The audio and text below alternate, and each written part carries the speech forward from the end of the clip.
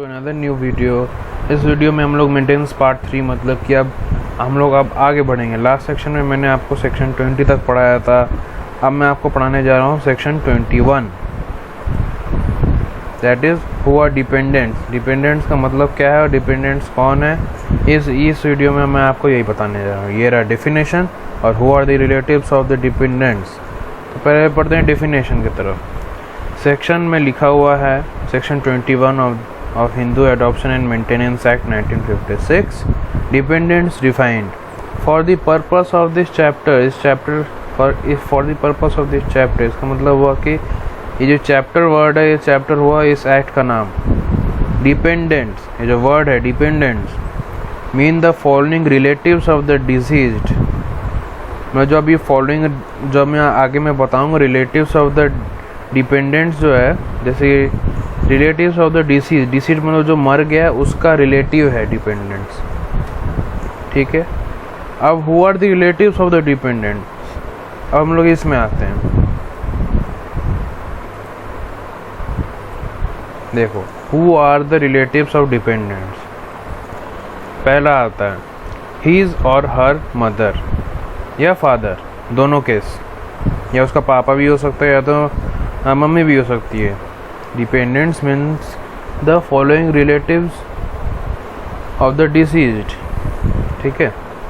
अभी फादर और मदर है ना, ये दोनों, ये maintenance throughout their life maintenance मिलना चाहिए, ठीक है। In case of widow so long as she does not remarry. फिर आता है in case of a minor son, इसका मतलब आता है For the purpose of this chapter, dependents means the following relatives मतलब following relatives का मतलब आता है ये जितना भी केसेस मैंने लिखा है ये सारा following relatives of the deceased मतलब जो मर गया है, तो ये लोग following relatives है डिपेंडेंट्स का। तो माइनर सन का रिलेटिव जो इसका मतलब हुआ हीज और हर सन, इस मतलब लड़की या लड़का का बेटा या फिर उसका son of his predeceased son, मतलब ए और बी का बेटा सी हुआ, ठीक है। सी ने डी के साथ शादी किया, फिर उन दोनों का बेटा हुआ ई, फिर सी मर गया, ठीक है। तो son of his predeceased son so long as he is a minor, ठीक है। और आता है फिर in case of unmarried daughter. Unmarried daughter के केस में आता है कि और the unmarried daughter of his predeceased son और the unmarried daughter of predeceased son of his predeceased son so long as she remains unmarried provided and to the extent that she is unable to obtain maintenance.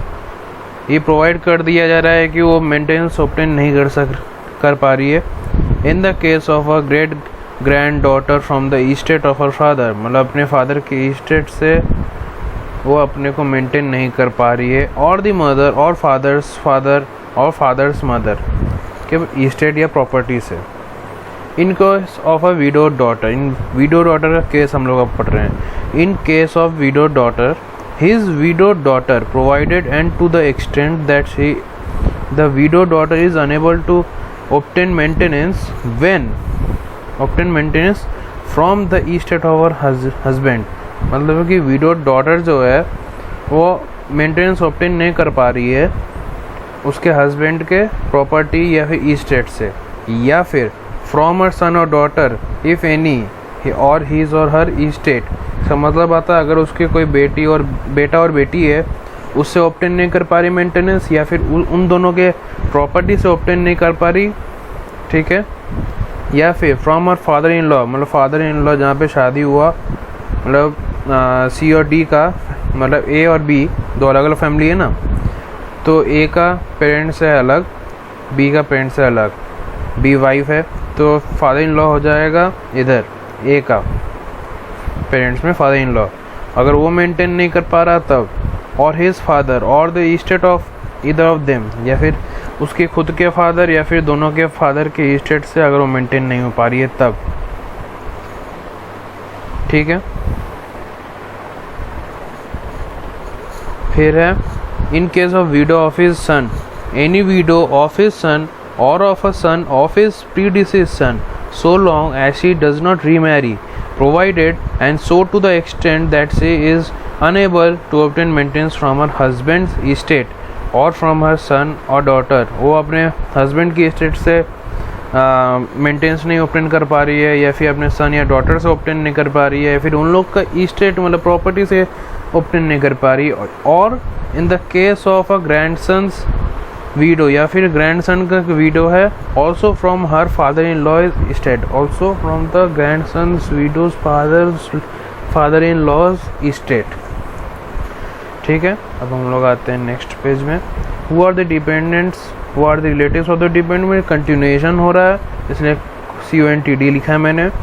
तो in case of minor legitimate और illegitimate सन, legitimate और illegitimate सन का मैंने आपको definition आपको बहुत पहले बता दिया है, बहुत पहले की वीडियो में आप देख सकते हो चाहो तो। ठीक है, तो यहाँ लिखा है हीज और her minor illegitimate son so long as he remains minor, जब तक कि वो बेटा जो है, जब तक कि वो माइनर मतलब बिलो 18 ईयर्स ओल्ड है, तब तक उसको मेंटेनेंस मिलेगा। जैसे ही उसका 18 ईयर्स के अबव एज जाएगा, 19 ईयर्स हो, 20 ईयर्स हो, तब उसको मेंटेनेंस नहीं मिलेगा।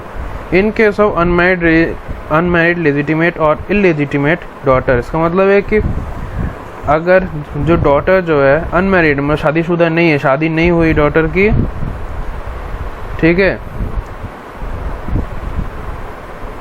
जब तक शादी नहीं होती है तब तक उसको मेंटेनेंस मिलेगा। उसके बाद जब शादी हो जाएगी तब उसका पति मेंटेन करने के लिए तब मेंटेनेंस को नहीं दिया जाएगा। यहाँ तक कोई डाउट आए तो आप प्लीज़ कमेंट सेक्शन में आप बोल दीजिए। ठीक है, आज इतना तक ही रहने देखते हैं, और हाँ please like share subscribe for more such videos. If you have any doubt please do comment. Thank you and stay safe and stay at home.